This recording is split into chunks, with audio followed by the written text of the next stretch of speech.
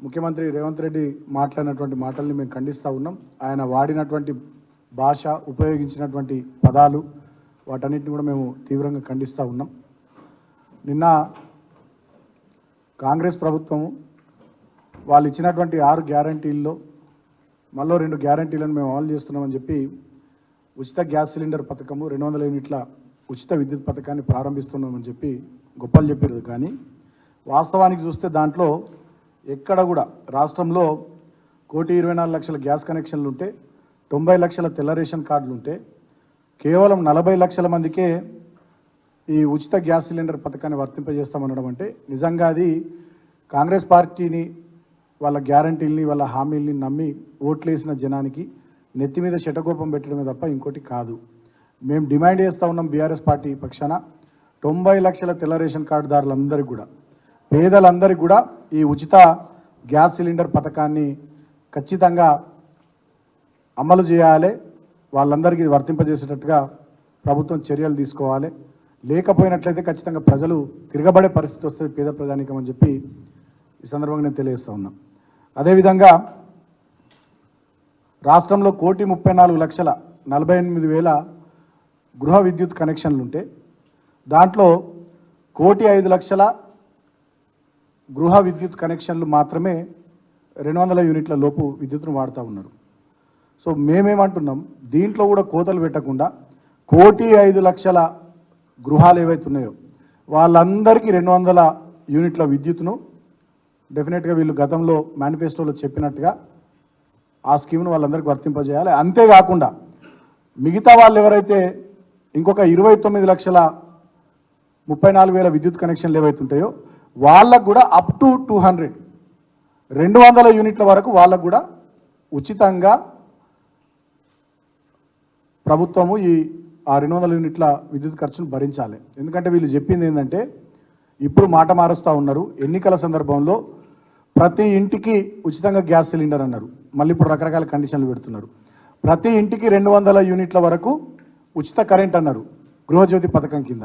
మళ్ళీ ఇప్పుడు దాంట్లో కొర్రీలు పెడతా ఉన్నారు, కోతలు పెడతా ఉన్నారు. కాబట్టి ఇది కరెక్ట్ కాదు. ఎట్టి పరిస్థితుల్లో మీరు రకరకాల ఆంక్షలు పెట్టి మసిపూసి మారేడికాయ చేసే ప్రయత్నం ఏదైతే చేస్తూ ఉన్నారో, ప్రజల్ని మభ్యపెట్టే ప్రయత్నం ఏదైతే చేస్తూ ఉన్నారో, ప్రజల్ని మోసగించే ప్రయత్నం ఏదైతే చేస్తూ ఉన్నారో, డెఫినెట్గా దాన్ని ప్రజలందరూ గమనిస్తున్నారు. బేషరతుగా మీరు గతంలో ఎన్నికల సందర్భంలో చెప్పినట్టుగా అందరికీ దీన్ని వర్తింపజేయాల్సిందిగా మేము బీఆర్ఎస్ పార్టీ పక్షాన డిమాండ్ చేస్తూ ఉన్నాం. అంతేకాకుండా నిన్న ముఖ్యమంత్రి రేవంత్ రెడ్డి మాట్లాడతాడు, ఆయన సవాల్ విసురుతాడు. నిజంగా నేను అడుగుతా ఉన్నా, సవాల్ విసిరే అర్హత మీకుందా? గతంలో కొడంగల్లో అసెంబ్లీ ఎన్నికల్లో కొడంగల్ అసెంబ్లీ సీటుకు మీరు పోటీ చేసినప్పుడు ఆనాడు ఎమ్మెల్యేగా ఓడిపోతే రాజకీయ సన్యాసం తీసుకుంటున్నావు. ఎమ్మెల్యేగా ఓడిపోయిన వెంటనే మళ్ళీ మల్కాజ్గిరి ఎంపీకి పోటీ చేసినాం 3 నెలలు తిరగక ముందే. అదేవిధంగా జిహెచ్ఎంసీ ఎన్నికల్లో మా ప్రభుత్వం వచ్చిన కొత్తలో జరిగినటువంటి జిహెచ్ఎంసీ ఎన్నికల్లో ఆనాడు బీఆర్ఎస్ పార్టీ సొంతంగా మేయర్ స్థానాన్ని కైవసం చేసుకుంటే రాజకీయ సన్యాసం అన్నావు.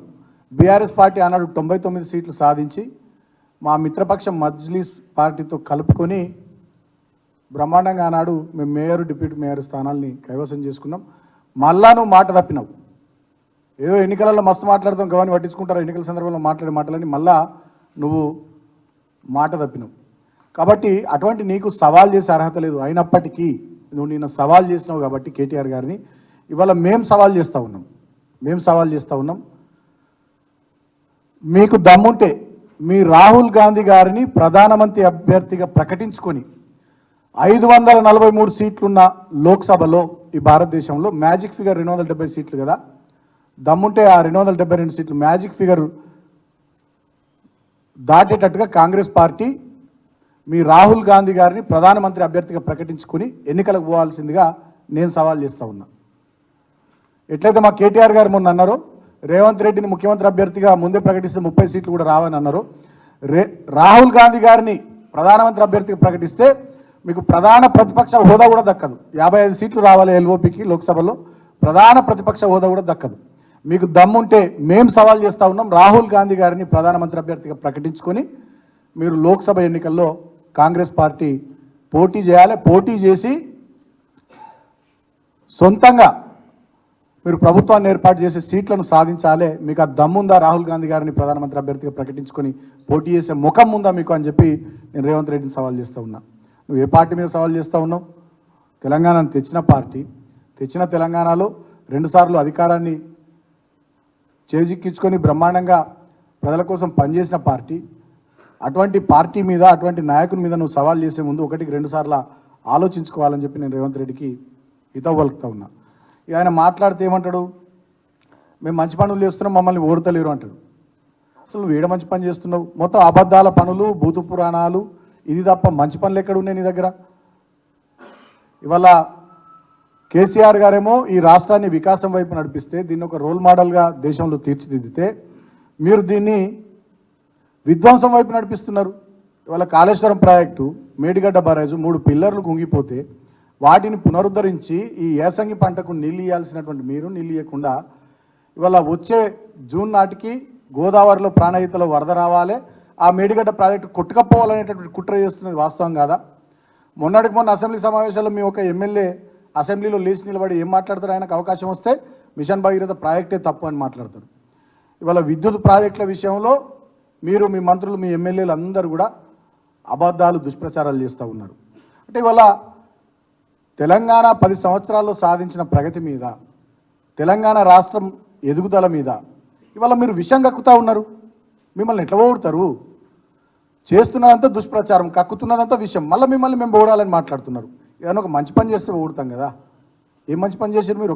ఒకటి మంచి పని చేసారా? మీరు అధికారంలోకి వచ్చినాక కృష్ణానది మీద కట్టిన ప్రాజెక్టులను కేంద్ర ప్రభుత్వానికి అప్పచెప్పుడు అందుకు మిమ్మల్ని ఓడాలా?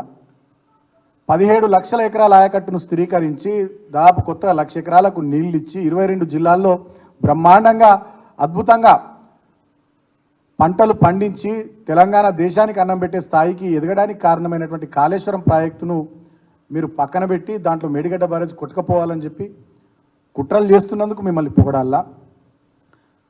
13 రాష్ట్రాల వాళ్ళు ఇక్కడికి వచ్చి తెలంగాణలో మిషన్ భగీరథ ప్రాజెక్టును చూసి వాళ్ళ రాష్ట్రాల్లో ఇంప్లిమెంట్ చేసే ప్రయత్నాలు చేస్తే అటువంటి ప్రాజెక్టును అసెంబ్లీ వేదికగా మీరు తప్పుపడుతూ అసలు ఆ ప్రాజెక్టే తప్పు అని చెప్పి మీరు మాట్లాడుతున్నందుకు మిమ్మల్ని ఓడాలా? ఎందుకు ఓడాలా మిమ్మల్ని? మీరు ఏం చేసిరని ఓడాలి? 2000 పెన్షన్ 4000 చేసినందుకు ఓడాలా? చేసిరా? చేస్తామన్నారు. ప్రతి మహిళకు 2500 ఇస్తామన్నారు. 2 లక్షల ఉద్యోగాల జాబ్ క్యాలెండర్ ఇస్తామన్నారు. యువకులకు నిరుద్యోగ భృతి ఇస్తామన్నారు. మెగా డిఎస్సి అన్నారు మొదటి క్యాబినెట్లోనే. 2 లక్షల రుణమాఫీ ఇందిరమ్మ రాజ్యంలో డిసెంబర్ 9వ తారీఖు తర్వాత అన్నారు. రైతు భరోసా కింద 15,000 ఇస్తామన్నారు. కౌలు రైతులకు కూడా ఇస్తామన్నారు. ఒక్కటి మీరు ఇచ్చినటువంటి మాట మీద లేకుండా, మీరు ఇచ్చినటువంటి హామీని నిలబెట్టుకునే ప్రయత్నం చేయకుండా ఇంకా నిస్సిగ్గుగా భూతు పురాణాలు, అబద్ధపు ప్రచారాలతోని ఎదురుదాడి చేసే, అంటే ఇంకా మీరు పాలకపక్షం అనేటటువంటిది మర్చిపోయి ప్రతిపక్షం అనేటటువంటి భావనలోనే ఉన్నారేమో అనిపిస్తుంది రేవంత్ రెడ్డిని చూస్తే. ఇంకోటి కూడా చాలా స్పష్టంగా అర్థమవుతుంది ఏంటంటే, ప్రజల దృష్టిని మరల్చే కుట్ర చేస్తూ ఉన్నాడు రేవంత్ రెడ్డి. ఆయన ఇచ్చినటువంటి, కాంగ్రెస్ పార్టీ ఇచ్చినటువంటి 420 హామీలు కానీ 6 గ్యారంటీల మీద ప్రజల్లో, తెలంగాణ సమాజంలో చర్చ జరగకుండా ఇక ఈ భూతు పురాణాల తిప్పుతా ఉన్నాడు. అబద్ధపు ప్రచారాలు, భూతు పురాణాల వైపు, అడ్డగోలు సవాళ్ళ వైపు, ఇష్టం వచ్చినట్టుగా మాట్లాడే వైపు అటెన్షన్ అంతా డైవర్ట్ చేస్తూ ఉన్నాడు. పైన ఢిల్లీలో మోడీ ఉంటే ఇక్కడ ఏడీ వచ్చిండు. ఈ రేవంత్ రెడ్డి అనేటటువంటి వ్యక్తి మొత్తం ఏడీగా మారిపోయిండు. Attention diversion. ఇవాళ తెలంగాణ సమాజంలో మీరు ఎన్ని రకాలుగా చెడు భాష మాట్లాడినా, పిచ్చి పేలాపాలను వెళ్ళినా సమాజం గమనిస్తూ ఉంది. మీరు ఇచ్చినటువంటి హామీలు, మీరు ఇచ్చినటువంటి గ్యారంటీలు మీరు నిలబెట్టుకోకపోతే, అమల్లోకి తీసుకొని రాకపోతే డెఫినెట్గా వచ్చే పార్లమెంట్ ఎన్నికల్లో ప్రజలు కర్రు కాల్చి వాత పెడతారు. మాట్లాడితే కేటీఆర్ గారిని, హరీష్ గారిని విమర్శించడం, ఇష్టం వచ్చినట్టుగా తిట్టడం, అడ్డగోలు విమర్శలు, నోటికి ఏదొస్తుంది, అసెంబ్లీ వేదికైనా, సచివాలయమైనా, చివరికి మేడారం సమ్మక్క సారలమ్మ జాతర అయినా, వాళ్ళు పెట్టుకునే సభలైనా, ఇచ్చే టీవీ ఇంటర్వ్యూలైనా, ముఖ్యమంత్రి గారు, మంత్రులు నోటికి ఏదొస్తుంది, ఎంత వస్తుంది అంత అడ్డగోలుగా మాట్లాడుతున్నారు. ఇక మళ్ళీ మేము దానికి రియాక్ట్ అయితే ఇక చూసిరా వీళ్ళు ఆగుతలేరు, 2 నెలలు కాలే వీళ్ళకి అధికారం పోయి, వీళ్ళు ఆగుతలేరు, ఓపిక లేదు. అంటే వాళ్ళేమో మమ్మల్ని తిడతారు, వాళ్ళేమో మమ్మల్ని దూషిస్తారు, అడ్డగోలుగా బూతులు మాట్లాడతారు. ఒక ఉద్యమ నాయకుడు 14 ఏళ్ళు పోరాటం చేసి చావు నోట్ల తలబెట్టి తెలంగాణను తెచ్చిన తెలంగాణను 10 ఏళ్లలో రోల్ మోడల్గా ఈ దేశంలో తీర్చిదిద్దినటువంటి తెలంగాణ బాపు, తెలంగాణ జాతిపిత మా కేసీఆర్ గారిని పట్టుకొని ఇష్టం వచ్చినట్టుగా ఆయన మాట్లాడతాడు.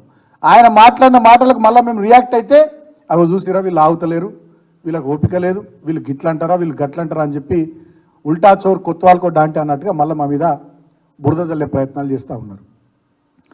ఇంకా చాలా దారుణం ఏంటంటే ఇంకా దుర్మార్గం, ఆయన నోరు అది నోరా మూసినది మోరా నాకైతే అర్థమవుతలేదు. కానీ ఇంకా దుర్మార్గం ఏంటంటే ఆయన మాట్లాడుతున్నటువంటిది ప్రభుత్వాన్ని ఎవరు వడగొడతారు, ఎవడనండి ప్రభుత్వాన్ని వడగొడతాను ఎవడన్నా అన్నాడా? ఇప్పుడు మీ వాళ్ళనే 10 గుంపులు ఉన్నాయి, 10 గ్రూపులు ఉన్నాయి, నువ్వో గుంపు మేస్త్రివి, నీళ్ళకి ఇంకో 9-10 మంది గుంపు మేస్త్రీలు ఉన్నారు. దాంట్లో ఎవరేం చేసుకుంటారో మాకేం సంబంధం? మేము నీ ప్రభుత్వం పడిపోవాలని మేము కోరుకుంటలే. నువ్వు 5 ఏళ్ళు ఉండాలి, నువ్వు ఇచ్చినటువంటి హామీ ప్రతిదీ నిలబెట్టుకునే ప్రయత్నం నువ్వు చేసే క్రమంలో నువ్వు బొక్కబోర్ల పడతావు ఖచ్చితంగా, మాకు ఆ విషయం తెలుసు. ఎందుకంటే నీకు పరిపాలన అనుభవం లేదు, నీకు చేత కాదు, ప్రజలంటే ప్రేమ లేదు, నీకు తెలంగాణ మీద ప్రేమ లేదు, ఈ సమాజం పట్ల నీకు గౌరవం లేదు, ఒక బాధ్యత లేదు. తెలంగాణ ప్రజల దురదృష్టమో నీ అదృష్టమో నువ్వు ముఖ్యమంత్రి అయినవు. బంగారు పల్లెంలో తెలంగాణని నీకు అప్పచెప్పినాం, ఇక దాన్ని కుక్కలు నింపిన విస్తరాకి చేసి పారేస్తున్నావు నువ్వు. ఒకనాడు 2014లో తెలంగాణ రాష్ట్రం మా చేతికి వచ్చినాడు 50,000 కోట్ల పైచీలకు రెవెన్యూ రిసీట్స్తో ఉన్నటువంటి రాష్ట్రాన్ని ఇవాళ 10 ఏళ్ల మా పాలనలో 2 లక్షల కోట్ల పైచీలకు రెవెన్యూ రిసీట్స్తో ఉన్నటువంటి తెలంగాణగా మార్చి నీకు అప్పచెప్పినాం. ఆ స్థాయిలో రెవెన్యూ ఇన్కమ్ తెలంగాణకు వస్తూ ఉంటే 2 లక్షల కోట్ల పైచీలకు రెవెన్యూ ఇన్కమ్ తెలంగాణలో వస్తూ ఉంది. 2022-23 వచ్చింది, ఇట్స్ ఆన్ రికార్డ్. అన్ని లక్షల కోట్ల సంపద ఉంటే మీరు ఇచ్చినటువంటి హామీలు ఎందుకు అమలు చేస్తలేరు? మీరు చెప్పినటువంటి గ్యారంటీలు ఎందుకు అమలు చేస్తలేరు? రైతు బంధు నిధులు 7,700 కోట్లు మేము ఖజానాలో పెట్టిపోతే ఆనాడు మీరే కంప్లైంట్ ఇచ్చి ఎన్నికల సందర్భంలో రైతుల ఖాతాల్లో ఆ డబ్బులు పడకుండా చేసినారు. మరి ఇప్పటికి కూడా రైతు బంధు నిధులు ఎందుకు రైతుల ఖాతాల్లో పడతలేవు? ఎందుకు మీ మంత్రుల కంపెనీల ఖాతాల్లోకి పోతున్నాయి? ఎందుకు మీకు సంబంధించిన పెట్టుబడిదారులు కాంట్రాక్టర్ల ఖాతాల్లోకి ఆ డబ్బులు మల్లుతూ ఉన్నాయి? సమాధానం చెప్పాలి. ఇది వాస్తవం కాదా నేను మాట్లాడేది? రైతు బంధు నిధులు రైతుల ఖాతాల్లోకి పోకుండా రెవెన్యూ మంత్రి పొంగులేటి శ్రీనివాసరెడ్డి రాఘవ కన్స్ట్రక్షన్స్ కంపెనీ ఖాతాల్లోకి పోలేవా? మీకు దమ్ముందా? మీరు అధికారంలోకి వచ్చిన నాటి నుండి ఇవాళ వరకు ఏ కంపెనీలకు ఫైనాన్స్ డిపార్ట్మెంట్ నుండి ఎన్ని నిధులు విడుదల చేసిరో దాని మీద ఒక శ్వేతపత్రం ప్రకటించే దమ్ము మీకుందా? ఉందా మీకు? ఏ కంపెనీలకు ఏ కాంట్రాక్ట్ సంస్థలకు ఎన్ని నిధులు మీరు వాళ్ళకు మళ్ళించిర్రో శ్వేతపత్రం విడుదల చేసే దమ్ముందా మీకు? అడ్డగోలుగా మీ అనుయాయులకు మీ అవసరాలకు పనికొచ్చేటటువంటి వాళ్ళందరూ కూడా రైతుల ఖాతాల్లోకి పోవాల్సినటువంటి డబ్బులు, పెన్షన్దారుల ఖాతాల్లోకి పోవాల్సినటువంటి డబ్బులు, మహిళల ఖాతాల్లోకి పోవాల్సినటువంటి డబ్బులన్నింటినీ వాళ్ళ ఖాతాల్లోకి మలిపినటువంటి మీరు ఇవాళ మమ్మల్ని ఓడుతలేరు. ఎందుకు ఓడాలి? మిమ్మల్ని ఏం ఘనకార్యం సాధించడానికి మిమ్మల్ని ఓడాలి? ఇవాళ మేము డిమాండ్ చేస్తూ ఉన్నాం, వెంటనే 3 విషయాలు ఇవాళ స్పష్టంగా మేము డిమాండ్ చేస్తూ ఉన్నాం. వెంటనే రైతు బంధు డబ్బులన్నీ రైతుల ఖాతాల్లో పడేటట్టుగా ఈ ప్రభుత్వం చర్యలు తీసుకోవాలి. వెంటనే మేడిగడ్డ బారాజుకు సంబంధించి కుంగిన 3 పిల్లర్లను మరమ్మతులు, కాపర్ డ్యామ్ నిర్మించి వాటిని వెంటనే మరమ్మతులు పూర్తి చేయాలి. పూర్తి చేయకపోయినట్టయితే డెఫినెట్గా ఖచ్చితంగా ఇది కాళేశ్వరం ప్రాజెక్టుపై కాంగ్రెస్ పార్టీ కుట్రగానే తెలంగాణ సమాజం తెలంగాణ రైతాంగం భావిస్తుందని చెప్పి నేను తెలియజేస్తూ ఉన్నా. ఎందుకంటే చాలా చోట్ల పొలాలు ఎండిపోతున్నాయి, కాలువల్లో నీళ్లు లేవు, చెరువుల్లో నీళ్లు లేవు, బోర్లు నీళ్లు పోస్తలేవు, కరెంటు కష్టాలు ఉన్నాయి, రైతులు రోడ్డెక్కుతూ ఉన్నారు, అన్నదాతల సమస్యల్ని పట్టించుకున్నటువంటి పరిస్థితే లేదు. కాబట్టి డెఫినెట్గా మేడిగడ్డ బ్యారేజ్ దగ్గర ఆ పనులు పూర్తి చేయాలి, పంపింగ్ స్టార్ట్ చేయాలని చెప్పి మేము ప్రభుత్వాన్ని డిమాండ్ చేస్తూ ఉన్నాం. అదే కాకుండా నిరుద్యోగుల పక్షాన కూడా నేను అడుగుతా ఉన్నా, తక్షణమే మెగా డిఎస్సిని వేయాలి. గ్రూప్ 1 ఉద్యోగాలకు సంబంధించిన నోటిఫికేషన్ మేము గతంలో 403 ఇస్తే దానికి ఒక 60 కలిపి 463 ఇచ్చారు. ఎన్నికల సందర్భాల్లో మీరు ఏమన్నారు? 563 ఇచ్చారు. 503 మేము ఇస్తే దానికి కొన్ని 60 కలిపి ఇచ్చారు. ఎన్నికల సందర్భాల్లో మీరు ఏమన్నారు? 1500 గ్రూప్ 1 ఉద్యోగాలు ఉన్నాయి, వీళ్ళు ఇస్తలేరన్నారు. మరి 1500 ఉద్యోగాలు ఉంటే ఇంకా ఎటువేని మరి ఇవ్వాలి కదా నోటిఫికేషన్, మీరు ఎందుకు ఇస్తలేరు? గ్రూప్ 2 ఉద్యోగాలకు సంబంధించి గ్రూప్ 3 ఉద్యోగాలకు సంబంధించిన నోటిఫికేషన్లు ఇవ్వాలి. నిరుద్యోగ వృత్తిని కూడా వెంటనే విడుదల చేయాలి, యువకుల ఖాతాల్లో నిరుద్యోగుల ఖాతాల్లో డబ్బులు జమ చేయాలని చెప్పి నేను ఈ ప్రభుత్వాన్ని రేవంత్ రెడ్డిని ముఖ్యంగా డిమాండ్ చేస్తూ ఉన్నా. అంతిమంగా ఒకటే మాట మేము కోరుతా ఉన్నాం, రేవంత్ రెడ్డి తన భాష మార్చుకోవాలి, తన పద్ధతి మార్చుకోవాలి. నీకు సవాల్ చేసే అర్హత కూడా లేదు. ఎందుకంటే గతంలో 2-3 సందర్భాల్లో సవాళ్ళు చేసి నువ్వు తోక ముడిచినావు. ఇవాళ మేము సవాల్ చేస్తూ ఉన్నాం, మా సవాళ్ళను స్వీకరించు. బీఆర్ఎస్ పార్టీ పక్షాన మేము సవాల్ చేస్తూ ఉన్నాం. దమ్ముంటే మీ రాహుల్ గాంధీని ప్రధానమంత్రి అభ్యర్థిగా ప్రకటించుకొని మీరు 543 లోక్సభ స్థానాలున్న ఈ భారతదేశంలో 272 లోక్సభ స్థానాలు సొంతంగా కాంగ్రెస్ పార్టీ గెలుచుకోవాలని చెప్పి మేము సవాల్ చేస్తూ ఉన్నాం. దమ్ముంటే మా సవాల్ను స్వీకరించు, మీరు రాహుల్ గాంధీని ప్రధానమంత్రి అభ్యర్థిగా ప్రకటించు. మీకు 40 సీట్లు కూడా రావు. ఎట్లయితే మా కేటీఆర్ గారు చెప్పారో, నిన్ను ముందే ముఖ్యమంత్రి అభ్యర్థిగా ప్రకటిస్తే 30 సీట్లు కూడా రాకపోతుందని, మీ రాహుల్ గాంధీని ప్రధానమంత్రి అభ్యర్థిగా ప్రకటిస్తే కనీసం 40 సీట్లు కూడా రావు. మీకు ఎల్ఓపి స్టేటస్ కూడా లోక్సభలో రాదు, ప్రధాన ప్రతిపక్ష హోదా కూడా మీకు దక్కదు. ఇక మీరు మా మీద సవాళ్ళు చేసి కేటీఆర్ గారిని, హరీష్ గారిని, మా నాయకుల్ని, కేసీఆర్ గారిని విమర్శిస్తే పెద్దోళ్ళని తిట్టడం ద్వారా పెద్దోళ్ళం అయిపోతాం అనుకుంటే అది మీ భ్రమ. నేను ఇంకొక హితవు కూడా పలుకుతా ఉన్నాను ముఖ్యమంత్రికి, మీరు ఇంకా ప్రతిపక్షంలో ఉన్నామనేటటువంటి భావనను వీడి మీరు పాలకపక్షము, మీరు ఒక ప్రభుత్వాన్ని నడుపుతున్నారనేటటువంటి సోయి తెచ్చుకోవాలని ముఖ్యమంత్రిని కోరుతా ఉన్నా. ఇంకా తిట్టడాలు, ఇంకా అడ్డగోలుగా ఇష్టం వచ్చినట్టుగా పరుష పదజాలంతో మాట్లాడాలి, ఇవన్నీ బంద్ చేసి పాలన మీద దృష్టి పెట్టాలని ముఖ్యమంత్రికి హితవు పలుకుతా ఉన్నా. ఇవాళ మీ ఇందిరమ్మ రాజ్యంలో ఏం జరుగుతూ ఉంది? ఆటో డ్రైవర్లు ఇప్పటికే 30 మంది ఆత్మహత్యలు చేసుకున్నారు. జర్నలిస్టు సోదరుల మీద దాడులు జరుగుతూ ఉన్నాయి. 4 అమ్మాయిలు గురుకులాల్లో ఆత్మహత్యలు చేసుకున్నారు. రాష్ట్ర వ్యాప్తంగా 10ల సంఖ్యలో రైతులు ఆత్మహత్యలు చేసుకున్నారు. కరెంటు కష్టాలు, మంచినీళ్లకు గోస, సాగునీళ్లకు తన్లాట. ఇవాళ మీ ఇందిరమ్మ రాజ్యంలో ఆకలి కేకల ఆర్తనాదాలు ఏ మూలకు పోయినా వినిపిస్తూ ఉన్నాయి. పాలన మీద దృష్టి పెట్టి మీరు ఏం పనులు చేయాలో ఆ పనులు చేయాలి. ప్రజాస్వామ్యయుతంగా రాజ్యాంగబద్ధంగా పరిపాలనను కొనసాగించే పని మీద దృష్టి పెట్టమంటే మళ్ళీ రెచ్చగొట్టే ఉపన్యాసాలు, పరుష పదజాలంతో నాయకుల మీద దాడి, ఎవరన్నా మాట్లాడితే పోలీసు బెదిరింపులు, వేధింపులు, నీ అనుచరులతోని, నీ గూండాలతోని, నీ అల్లరి మూకలతోని వాళ్ళ మీద దాడులు చేయించి భయపెట్టేటటువంటి కుట్రలు, కుతంత్రాలు ఇవన్నీ జరుగుతూ ఉన్నాయి. వీటికి తెలంగాణ సమాజం భయపడదు. రేవంత్ రెడ్డి గుర్తుపెట్టుకో, ఆనాడే రాజశేఖర్ రెడ్డి, చంద్రబాబు నాయుడు, కిరణ్ కుమార్ రెడ్డి లాంటి వాళ్ళు ఉన్నప్పుడే తెలంగాణ సమాజం భయపడకుండా పోరాటం చేసి కేసులు, జైలు, ఇబ్బందులు ఎన్ని అయినా ఎదుర్కొని తెలంగాణ తెచ్చుకున్నది కేసీఆర్ గారి నాయకత్వంలో. ఇప్పుడు నీ ఉడత ఊపులకు, తాటాకు చప్పులకు బెదిరేటోడు, భయపడేటోడు ఎవ్వరు లేడు.